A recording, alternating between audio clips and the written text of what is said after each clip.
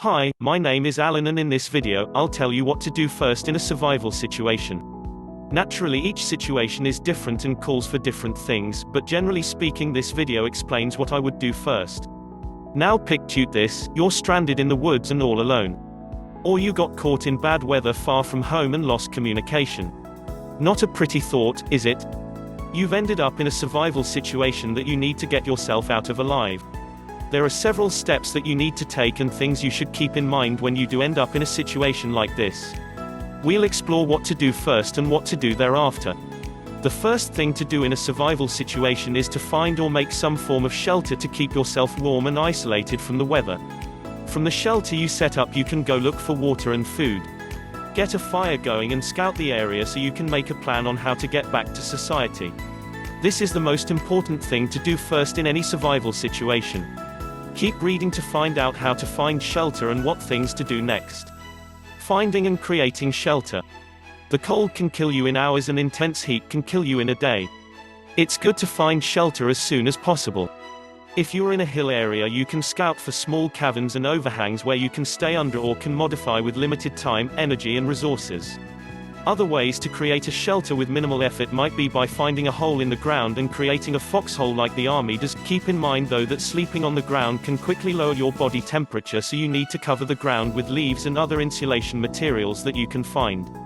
Shelter, if you can't find the options above, can be made with sticks and vegetation that you can find around you.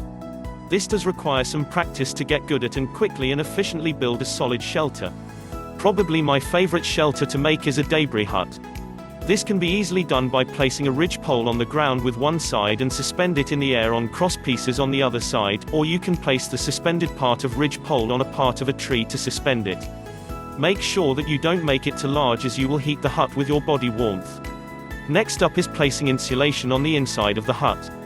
As I said before, you need to make sure to keep yourself off the ground when you sleep or rest.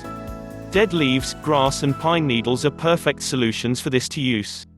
When you enter your debris shelter, enter inside the insulation so that it is around you. Then start by adding ribs to the ridge pole. Place them 1 foot apart or closer if you have the material, and don't let them stick above the pole. Otherwise, water will find its way inside the shelter.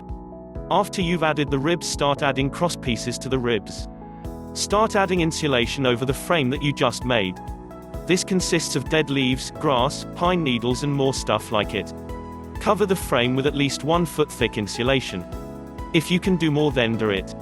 This is the layer that keeps you warm. After that, create the door by weaving together sticks and insulate them with leaves. Since the shelters tend to blend in with the environment, you have to make them visible by hanging bright colors on them so rescue workers can find you. That's the end of this video. Like, comment and subscribe so you can stay up to date whenever I post a new video.